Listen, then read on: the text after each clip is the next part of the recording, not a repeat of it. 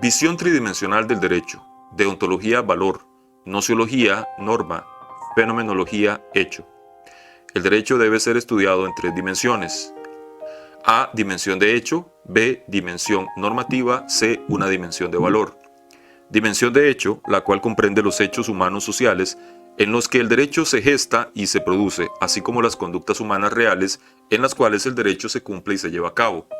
Dimensión normativa, de una normatividad específica, caracterizada por unas notas propias, entre las cuales figura la de imposibilidad inexorable o coercibilidad. Una dimensión de valor, estimativa o axiológica, consistente en que sus normas tratan de satisfacer una serie de necesidades humanas. Estos intentan hacerlo de acuerdo con las exigencias de unos valores, de la justicia y de los demás valores que ésta implica, entre los que figuran la autonomía de la persona, la seguridad, el bien común y otros. La falta de integración del derecho. La cuidadosa indicación de las disciplinas distintas que se ocupan del estudio del derecho permite comprender el papel que corresponde a cada una de ellas. Es resultado de la complejidad misma que encierra el derecho, pero no hay duda que examinarla produce unas interrogantes inevitables. Si hay tantas maneras de estudiar el derecho, ¿cómo puede éste ser considerado como uno solo? Si caben tantos enfoques, ¿qué hay que hacer para reunirlos y lograr un conocimiento integrado y totalizador? Todo ello hace suponer una tarea más general para la filosofía del derecho, la de alcanzar una visión omnicomprensiva. Sin embargo, dada la dificultad de esa visión integrada, Fernando de Trasegnies propone una solución mucho más real y posible, que la integración se realice no a través del estudio de los sistemas de papel, sino que debe investigarse en su vida teórica efectiva, es decir, incluyendo su realización específica y sus efectos sociales dentro de una realidad determinada. Este novedoso enfoque viene a darle a la integración de las disciplinas jurídicas no un plano de máxima generalidad, sino una realidad de concreción inmediata. Las escuelas del derecho natural. Las escuelas del derecho natural, características comunes. El nombre filosofía del derecho es bastante reciente. Su uso no se inicia sino al final del siglo XVIII y principios del siglo XIX. No quiere decir que la reflexión filosófica sobre el derecho comenzara entonces, sino que con anterioridad a esa época se le llamaba derecho natural. No se planteaba el derecho como una creación humana, sino que se pretendía descubrir los principios ideales de un derecho absolutamente justo y perfecto, del cual el derecho positivo no es más que una mala copia llena de imperfecciones. Los primeros ataques al derecho natural o la negación de su existencia se presentaron a inicios del siglo XIX por parte de la escuela histórica alemana. Antes de las críticas, la existencia del derecho natural era aceptada en forma casi unánime. El derecho natural y el derecho positivo que surge de la crítica hacia el primero. Toda reflexión sobre el derecho partía de la aceptación de una dicotomía de lo jurídico. El derecho natural, con atribuciones de absolutamente justo, universal, perfecto y más o menos inmutable, y el derecho positivo, producto humano variable, perecedero, lleno de imperfecciones y defectos, obra histórica del ser humano, destinado a satisfacer las necesidades del momento y producto de las más dispares influencias y criterios que asumieran predominio en cada grupo en un cierto momento de su historia. Etapas del iusnaturalismo. Diferentes etapas en la reflexión iusnaturalista. A. Iusnaturalismo antiguo. B. Iusnaturalismo cristiano. C. Iusnaturalismo clásico. C. Neo-iusnaturalismo. Iusnaturalismo antiguo, que comprende los conceptos enunciados en la Grecia y Roma clásicas y en Israel. Iusnaturalismo cristiano, que se manifiesta en forma especial en la Alta Edad Media. Iusnaturalismo clásico, que tiene su época de mayor brillantez en los siglos VII y VIII. Neo-iusnaturalismo, vigente en nuestro tiempo, representado por quienes siguen, con pocas modificaciones, los principales postulados del iusnaturalismo cristiano y que se da entre pensadores de formación católica ortodoxa. Iusnaturalismo antiguo. El iusnaturalismo antiguo, la tradición greco-romana, el origen del derecho natural. El iusnaturalismo antiguo encuentra su punto de partida en la antigua Grecia, en lo que no existe un claro consenso en a quién puede atribuirse su inicio. Algunos indican que el concepto de derecho natural surge con Platón, otros lo asocian con Aristóteles. Platón y naturalismo antiguo. Platón, en Las Leyes, enuncia a él como fundamento de la actividad del legislador la recta razón, ortos logos, derecho recto, pensamiento razonado. Concepto este que va a repetirse en todos los naturalistas. Se da una fundamentación de lo justo en la naturaleza y de la ley en la razón humana, sobre los que se van a levantar la totalidad de los conceptos del derecho natural. Aristóteles agrega la oposición entre derecho universal y el derecho positivo, al distinguir en su Ética a Nicómaco dos elementos diferentes en todo sistema jurídico, uno común al género humano y dotado por ello de una misma fuerza en todas las comunidades y cuya vigencia es independiente de la aprobación de los seres humanos, y otro circunstancial, particular de cada lugar y creado por los gobernantes de éste. También hace aportes acerca de la justicia. La justicia constituye para él una virtud que se coloca por encima de las demás virtudes. Distingue dos tipos de justicia: A, la conmutativa; B, la distributiva. La justicia conmutativa implica una igualdad en proporción de lo que se da y recibe. La justicia distributiva es aquella que sostiene la equidad. Es considerada como el tipo de justicia superior, que permite corregir la justicia legal evitando abusos. Por ejemplo, es el hecho de que no se le pueden dar los mismos beneficios a personas que tienen méritos diferentes. Los estoicos, escuela filosófica fundada por Zenón de Sitio, que comenzó a enseñar hacia el año 308 a.C., tomó su nombre del pórtico de la ciudad Stoa, en griego, donde impartía sus lecciones. El esfuerzo filosófico de los estoicos tuvo especial relevancia en la ética, de la cual tuvieron como principal postulado: vive conforme a la naturaleza. El concepto de naturaleza no lo entendían desde un punto de vista biológico o instintivo, sino en absoluta identidad con los principios de razón. Razón y naturaleza se identificaban lo mismo que la razón individual y la razón cósmica universal. Bastaba, pues, al sabio conformarse con los principios que le dictaba su propia razón para obedecer la ley universal y por ende racional que regía el mundo. Virtud es saber. Es el postulado ético fundamental de los estoicos. Los jurisconsultos romanos. Los romanos se destacaron por su sentido pragmático. El derecho romano fue un derecho positivo. Los jurisconsultos romanos se distinguieron por la habilidad con que buscaron solución jurídica a los múltiples problemas que presentaba la convivencia humana. En los institutos, tratado de la enseñanza del derecho que forma parte del Corpus Iuris Civilis, se encuentra una definición de derecho natural de Ulpiano, quien afirma que es el que viene dado por la naturaleza para todas las criaturas de la tierra, el agua y los pájaros. El más influyente fue Marco Tulio Cicerón, quien escribió dos obras influyentes en posteriores definiciones del derecho natural: La República y Las Leyes. Marco Tulio Cicerón, en el libro La República, define ejemplarmente al derecho natural de la siguiente forma: existe una ley verdadera, es la recta razón, congruente con la naturaleza, la cual se extiende a todos los seres humanos y es constante y eterna. Sus mandatos llaman al deber y sus prohibiciones apartan del mal. No ordena ni prohíbe en vano a los buenos, aunque no ejerce influencia en los malos. Es un crimen alterar esta ley. Nadie tiene derecho a derogarla en cualquiera de sus partes. Nadie puede abrogarla, suspender del todo. Ni el Senado ni el pueblo pueden eximirnos de su cumplimiento. No requiere exposiciones ni interpretaciones, pues no será una en Roma y otra en Atenas, una ahora y otra después. Será una ley única y eterna, válida para todas las naciones y todos los tiempos.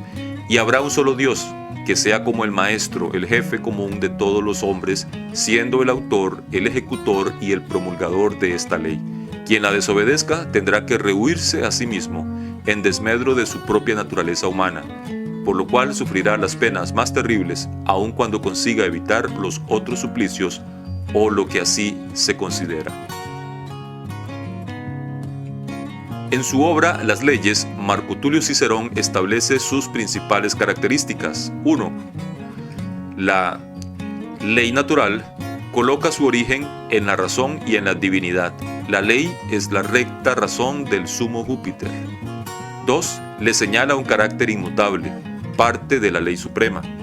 3. Le atribuye una vigencia universal. 4. No solamente es fundamento del derecho, sino también de la moral. Compelen al deber y apartan del mal. La tradición judeo-cristiana, la ley unitaria. En la tradición judeo-cristiana, la ley es la revelación de la voluntad de Yahvé, el único Dios de la religión hebrea, la figura del Dios supremo como máximo legislador. En el pueblo hebreo no hay dicotomía en el orden jurídico, leyes dictadas por Dios y por el género humano. Se trata de normas directas destinadas a regular en sus detalles más generales y también más particularizados la vida del pueblo elegido. Es la ley única que cubre todos los detalles de la vida. La idea del pacto. En Jeremías 31, del 33 al 34, Reina Valera 1960, se indica: pero este es el pacto que haré con la casa de Israel después de aquellos días, dice Jehová. Daré mi ley en su mente y la escribiré en su corazón, y yo seré a ellos por Dios y ellos me serán por pueblo. Y no enseñará más ninguno a su prójimo ni ninguno a su hermano diciendo: conoce a Jehová, porque todos me conocerán, desde el más pequeño de ellos hasta el más grande, dice Jehová, porque perdonaré la maldad de ellos y no me acordaré más de su pecado. La ley suprema no es conocida por los seres humanos mediante la razón, sino que está impresa en el corazón de todos ellos. Esta idea se encuentra en el Antiguo Testamento en Jeremías y en el Nuevo Testamento en la Epístola a los Romanos de San Pablo, cuando los gentiles, guiados por la razón natural sin ley, cumplen los preceptos de la ley ellos mismos sin tenerla, son para sí mismos ley, y con esto muestran que los preceptos de la ley están escritos en sus corazones, siendo testigos su conciencia. Este último texto servirá de base a los autores cristianos para encontrar la compatibilidad entre la concepción greco-romana del derecho natural y la doctrina de Cristo. Virtud es amor. La tradición judeo-cristiana. La diferencia fundamental entre la concepción greco-romana y la hebrea está en la diferente base que cada una de ellas da a la ética. Virtud es saber para los greco-romanos. En cambio, en la tradición judeo-cristiana, virtud es amor. Ello está claro en los mandamientos dados por Dios a Moisés, Éxodo 26, en el Levítico 19:18, pero sobre todo en la doctrina de Jesús. Amarás al Señor tu Dios con todo tu corazón, con toda tu alma, con toda tu mente y con todas tus fuerzas. Amarás a tu prójimo como a ti mismo. Mayor que estos no hay mandamiento alguno. San Marcos 20, del 30 al 31. De ahí en adelante, la ética y las disciplinas en ellas fundadas, como la filosofía del derecho, vayan luego a moverse entre los dos planos, de la razón y el sentimiento, del logos y del amor. Iusnaturalismo cristiano. Sus autores: San Agustín, Santo Tomás de Aquino, Francisco Suárez. San Agustín, el más distinguido del periodo patrístico, los grandes padres de la Iglesia, quien efectúa una síntesis del pensamiento cristiano de la primera época y realiza un primer planteamiento independiente de los problemas del derecho natural. Santo Tomás de Aquino, el filósofo de mayor relieve de toda la Edad Media, que da una estructuración definitiva a la escuela cristiana. El concepto de justicia consiste en el bien común. Francisco Suárez, jesuita español que en su obra Tratado de las Leyes y Dios Legislador efectúa un esfuerzo más completo, extenso y acabado sobre la teoría del derecho natural dentro de los límites de la escolástica aquiniana. Las doctrinas principales del iusnaturalismo cristiano. Los pensadores de la escuela cristiana no reconocían únicamente dos formas de derecho, sino que afirman la existencia de cuatro ordenamientos, a saber, la ley eterna, la razón misma, la ley natural, la ley positiva o humana. La ley eterna, que representa la regulación dada por Dios al universo. La razón misma, creador de todas las cosas, que fija la estructura de todos los seres y las cosas. La ley natural, que es la parte de la ley eterna que va dirigida en forma especial al ser humano, susceptible de ser conocida por la razón y que se encuentra fundada en el fin y naturaleza moral del género humano. la ley positiva o humana, que es la emanada explícita y auténticamente de una autoridad con fuerza para obligar. Para el pensamiento cristiano, la ley positiva tiene el deber de conformarse con la ley natural. La Escuela Clásica del Derecho Natural se enmarca con el nombre de Escuela Clásica del Derecho Natural a autores de los siglos XVII y XVIII. En ellos no se percibe con claridad los conceptos de naturaleza y de derecho natural. Se encuentran estos autores inmersos dentro de la tradición ius naturalista que les viene de la Edad Media, pero a su vez, como están en los inicios del movimiento científico, el concepto de naturaleza para ellos tiene una connotación ambivalente. Mantienen por un lado la referencia a un principio de recta razón, pero posee por otro lado connotaciones de tipo biológico o psicológico, tales como las referencias al instinto o sentimiento de sociabilidad y egoísmo como bases de la regulación natural. Estos autores plantean el contrato social como un hecho histórico, como algo que realmente ocurre en las sociedades humanas. Principales autores de la Escuela Clásica del Derecho Natural. Hugo Grocio fue el primero en haber utilizado la expresión de que el derecho natural existiría aunque no existiese Dios o aunque éste no cuidase de las cosas humanas. En su obra De Iure Belli ac Pacis, El derecho de la guerra y de la paz, 1625. Es considerado por muchos autores como el primero en eliminar el fundamento divino del derecho natural, dándole hasta el nombre de padre de la filosofía del derecho. Pufendorf. Para él se creó la primera cátedra de Derecho Natural en la Universidad de Heidelberg. Pufendorf viene a considerar al derecho natural como una mera recopilación de normas o razonamientos que sirvan para lograr una coexistencia lo más tranquila posible en este mundo y por tanto sin tener en cuenta la salvación del alma en el otro mundo o cuestiones por el estilo. Thomas Hobbes. El derecho es una expresión del poder. Para Hobbes, el hombre no es sociable, sino más bien de una naturaleza egoísta, dedicado a la búsqueda del bien propio e insensible a las necesidades de los otros. En consecuencia, el estado de naturaleza es de guerra total, llegándose al pacto social como única forma de obtener una ordenación pacífica de la vida humana. Locke. John Locke expresa en forma clara y precisa el pensamiento democrático. Para Locke, el hombre es social por naturaleza y, en consecuencia, hay en ese instinto social fundamento para un estado de naturaleza pacífico, del cual se pasa como resultado de esa naturaleza social al contrato en forma necesaria. Rousseau.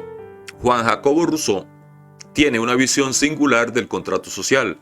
Rousseau habla del contrato no como un hecho histórico, pues señala que bien pudo no haberse presentado jamás, sino como una expresión lógica de la formación del Estado para poder ver este como una expresión de la voluntad general y fundamentar así una teoría democrática de gobierno. Al realizar el pacto, los seres humanos han delegado en el Estado parte de sus derechos, pero han conservado algunos de los que tenían con anterioridad y que deben ser tenidos como derechos naturales, inherentes a la personalidad humana y de los cuales ésta no puede ser despojada. Para Rousseau y para Locke, estos derechos asumen particular importancia y es de ellos de donde se deriva la Revolución Francesa, su Declaración de los Derechos del Hombre y del Ciudadano. Pensamiento contemporáneo. Hacia el final del siglo XVIII, en Occidente se empieza a cambiar el curso de la historia. Se pasa de un modelo de concentración de la propiedad del suelo a la actividad industrial, cambios en la economía. Se dan cambios sociales, el llamado despertar de las masas. En política se va hacia el liberalismo que da luego inicio a una democracia. Las estructuras económicas, sociales, políticas y culturales del mundo medieval se cambian al capitalismo como sistema económico, la burguesía como clase progresiva, el Estado como poder racional, centralizado y burocrático, la tolerancia religiosa y la importancia extrema del individualismo. El nacimiento de la filosofía del derecho. Los cambios en las formas de vida de la Europa occidental se reflejan directamente en el pensamiento jurídico. Se sustituye a la antigua ciencia del derecho natural por la actual filosofía del derecho, lo cual opera al darse tres pasos fundamentales. A. La laicización del pensamiento jurídico. se elimina el fundamento divino del derecho natural, fue una consecuencia directa de la Reforma Protestante. Lutero eliminó toda referencia a la justicia en la vida sobrenatural. B. La separación de los conceptos de derecho y moral, labor cumplida por Cristian Tomasio y reafirmada luego en el pensamiento de Kant y Fichte. C. El rompimiento definitivo con el pensamiento iusnaturalista, la ontologización del derecho positivo. La reflexión filosófica deja de lado su preocupación única y exclusiva por el derecho natural y señala como objeto de su estudio principal en algunos, único en otros, al derecho positivo. Ello no significa la desaparición de la corriente iusnaturalista, pero sí la pérdida de su condición de monopolio. Todo esto redunda en el nacimiento de la filosofía del derecho. Federico Carlos de Savigny, alemán, iniciador y mantenedor de los principios de la escuela histórica, a quien se le consideró por parte de la Academia de Ciencias Morales y Políticas francesas como eminente en su erudición, profundo en su doctrina, célebre por sus obras e inmortal por su talento. Aunque de sus doctrinas principales subsista poco, siempre quedará como una de las obras en que se consagra el gran movimiento de renovación de los métodos de investigación del derecho, la escuela histórica, que tenía ya en Hugo su primer impulso, y encuentra en el Tratado de la Posesión su fórmula. Sus obras principales, además del Tratado de la Posesión, por parte de Federico Carlos de Savigny, son Historia del Derecho Romano en la Edad Media, en la que se modifica el primitivo plan de la historia de los glosadores de la vocación de nuestro tiempo para la legislación y para la ciencia del derecho. Otra de sus obras importantes lo fue el Sistema del Derecho Romano Actual, en la que se resumen orgánicamente los estudios todos de la escuela histórica, considerando al derecho romano no como tratado, sino como sistema, siguiendo el desenvolvimiento histórico de aquellas instituciones que subsisten, no en lo que pertenece al derecho público, sino en lo que constituye el derecho privado positivo. Nadie hasta entonces había concebido así el derecho romano o había sido insinuado confusamente. De lo que puede llamarse parte especial, se publicaron 2 volúmenes relativos a las obligaciones. Además de las obras citadas, escribió sobre la enseñanza del derecho en Italia, origen y progreso de la latinidad, el Ius Italicum, el Interdicto Quorum Bonorum. Federico Carlos de Savigny, reacción contra el iusnaturalismo. Savigny funda una revista para la ciencia del derecho desde un punto de vista histórico y así consolida el primer bastión anti-iusnaturalista, la llamada Escuela Histórica Alemana. Los principales postulados de Savigny en el campo jurídico son la desaparición de la dicotomía jurídica. En Savigny desaparece la dualidad entre derecho natural y positivo, ya que afirma que el primero encuentra su única forma de expresión en el derecho vigente. El aspecto valorativo del derecho se expresa en una conciencia popular e histórica de cada pueblo. El espíritu popular. El derecho es un producto histórico, es resultado no de la actividad individual del ser humano, sino como producto de un espíritu popular, una sustanciación del pueblo o de lo colectivo, vida histórica espiritual, dotada de una fuerza orgánica propia, se desarrolla en forma inconsciente e instintiva como una manifestación de la cultura. Se respetan los elementos tradicionales de las colectividades humanas y de la costumbre como fuente del derecho. La exaltación de la historia en la formación del pensamiento humano. Hegel y el Estado. En su filosofía del derecho enuncia Hegel que todo lo racional es real y todo lo real es racional, para superar el enfrentamiento entre realismo y racionalismo. Afirma que lo real está gobernado por las ideas y no es expresión de una idea. El mundo real no es otra cosa que el resultado de la evolución de la idea que pasa del espíritu subjetivo, sean las personas humanas, al espíritu objetivo, encarnado por el Estado, para llegar en la última etapa de su evolución al espíritu absoluto, es decir, Dios. Ese proceso de desarrollo de las ideas, Hegel lo denomina dialéctica y asume una serie de 3 estados: tesis, antítesis y síntesis. Hegel y el Estado. El derecho forma parte del proceso correspondiente al espíritu objetivo, cuya máxima expresión se da en el Estado, que es la realidad de la idea ética y la concreción de la libertad. La forma máxima de esta última no se encuentra en el individuo, sino en el Estado, dado que en él se expresa la libertad de toda la comunidad. El derecho es la libertad general como idea, por lo cual la voluntad del Estado es la fuente suprema del derecho. Desde luego, ello significa que no hay un derecho natural que limite la acción del Estado. Todo el derecho es siempre histórico, positivo y estatal. Se empieza a ver con mayor claridad la diferencia entre el derecho referido al Estado, derecho público, y el derecho referente a la sociedad civil, el derecho privado. El efecto del positivismo sobre la filosofía del derecho. El positivismo y su efecto sobre la filosofía del derecho. El positivismo es una corriente que inició el filósofo francés Auguste Comte en su curso de filosofía positiva. Es una vuelta al realismo, puesto que no admite la existencia de otro mundo que no sea la realidad de lo sensible, el mundo de los fenómenos y las cosas. El conocimiento no es la actividad creadora y constructora que imaginara el idealismo, sino la simple recepción de las imágenes de los objetos a través de nuestros sentidos. El conocimiento de objetos ajenos a la experiencia, como los problemas valorativos y ontológicos, se considera imposible, dado que no cabe alcanzar la verdad por otro método que no sea el inductivo, único por el cual la experiencia puede alcanzar los principios generales a que se encuentran sujetas las existencias individuales. Por otra parte, el conocimiento tiene como propósito exclusivo descubrir las relaciones causales en que se encuentran colocados los fenómenos que se denominan leyes y hacen posible una interpretación científica del universo.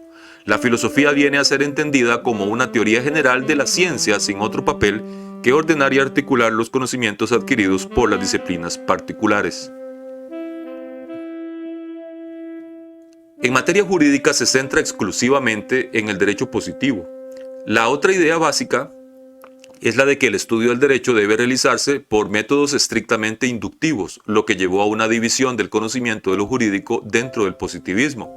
Los que ven la filosofía del derecho como una teoría de la ciencia jurídica, la teoría pura del derecho de Hans Kelsen, la Escuela de Viena, el neocantismo, la teoría de la causalidad jurídica, la Escuela del Derecho Comparado, el psicologismo jurídico, que estudia las posibilidades del conocimiento jurídico.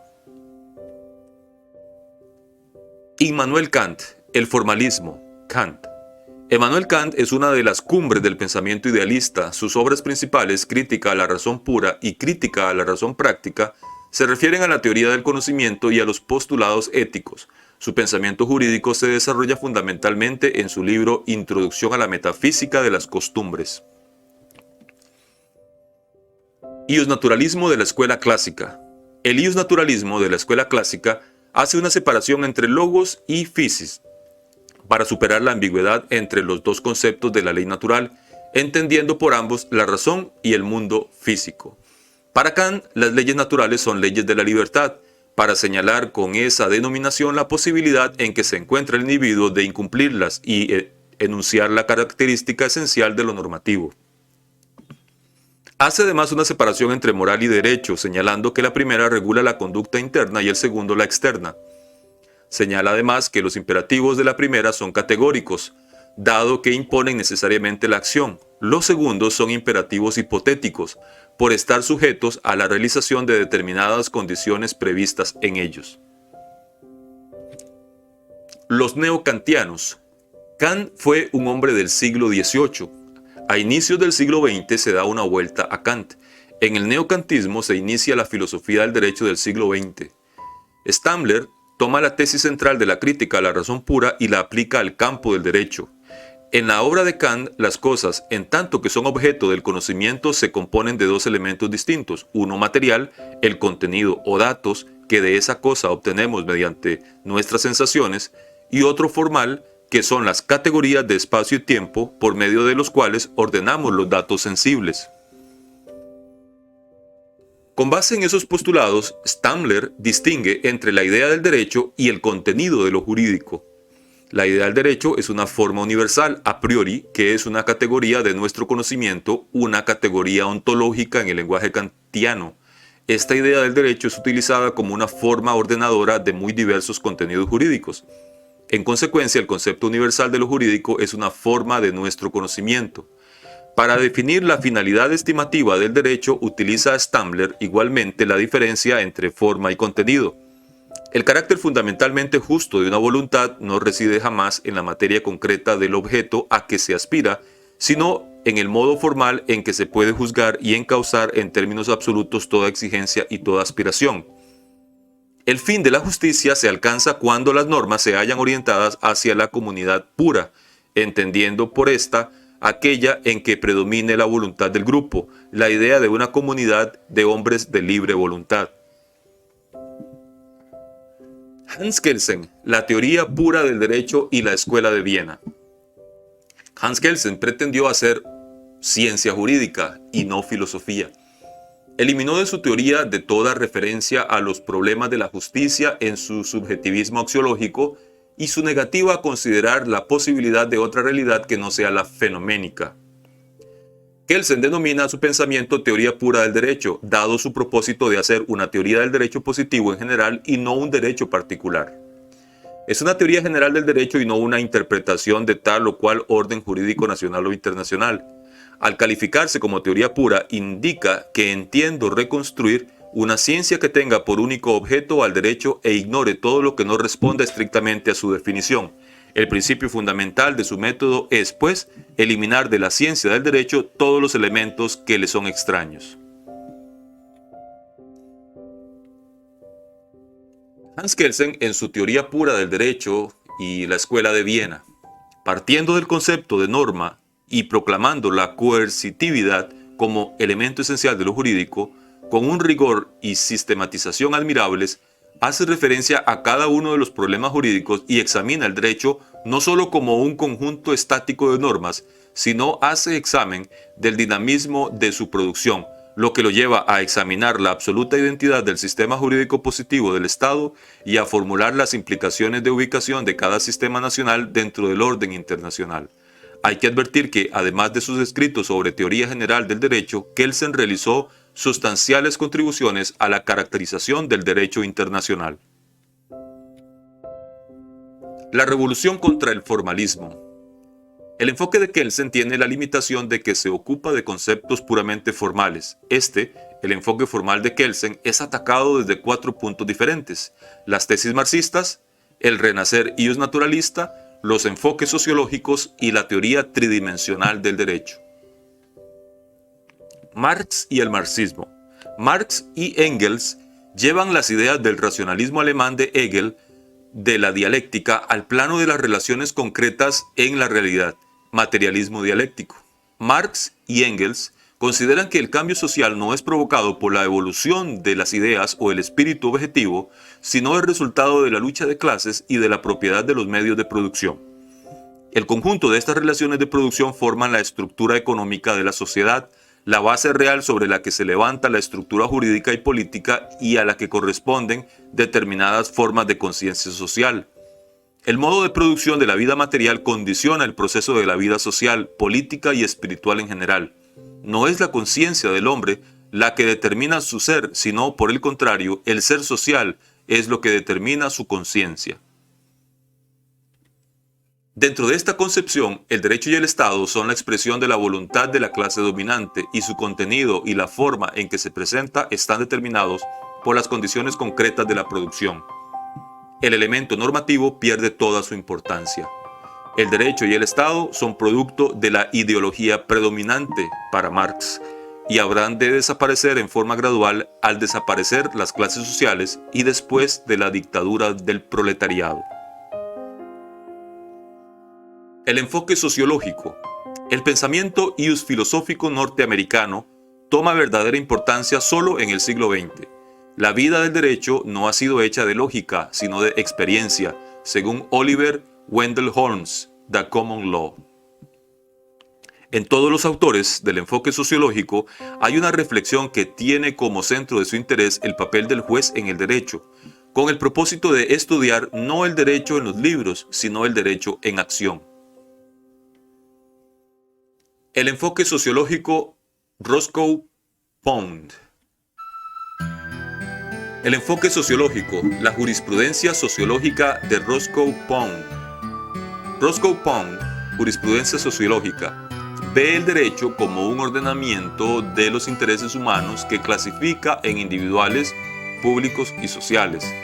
De ese criterio deriva que el fin que persigue lo jurídico es un máximo de satisfacción armónica de esos intereses, para lo cual reconoce los que demandan protección, define los límites dentro de los cuales ellos deben ser reconocidos y protegidos y se esfuerza en asegurarlos de una manera efectiva. Esa tarea convierte el papel del derecho en una verdadera ingeniería social, dado que lo jurídico es un instrumento para la realización de los fines humanos. En consecuencia, el interés por lo jurídico no está en su conceptualización, sino en su utilización por la sociedad a la cual sirve. El realismo jurídico. Los norteamericanos, los escandinavos. Los norteamericanos plantean un realismo jurídico en el tanto que abandonan la consideración de lo normativo como centro focal del derecho para considerar que éste debe estar en el área de contacto entre la conducta de los jueces y administradores de una parte con la conducta de los simples ciudadanos de otra, o sea, no en el mundo del deber ser, sino en el del ser. Los escandinavos plantean un realismo jurídico basado en que se busca el abandono del concepto de norma y, en su lugar, enfocarse en el estudio sobre las ideas de derechos, deberes y cualidades jurídicas, su contenido y sus funciones sociales. Filosofía del derecho en América Latina. La filosofía del derecho latinoamericano se ha hecho por siglos con fundamento en la realizada en Europa Occidental. Tal y como ocurre en la filosofía general, los ius filósofos de nuestro continente americano han ido siempre a buscar en los pensadores europeos base, fuente o inspiración para sus reflexiones. La teoría tridimensional del derecho. La teoría tridimensional del derecho se basa en el austríaco Julius Stone, el danés Alf Ross, el brasileño Miguel Reale, el español Recasens Siches, al afirmar que el derecho debe ser estudiado como hecho, como norma y valor.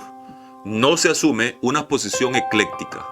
Se reconoce la validez de los intereses sostenidos por los naturalistas, formalistas y realistas, pero se considera que cada uno de esos grupos apunta tan solo a una de las características de un fenómeno tan complejo como el derecho, y se estima que un punto de vista filosófico, sea plenario, totalizador, demanda una integración entre estos tres estudios para poder conocer en toda su amplitud la experiencia jurídica.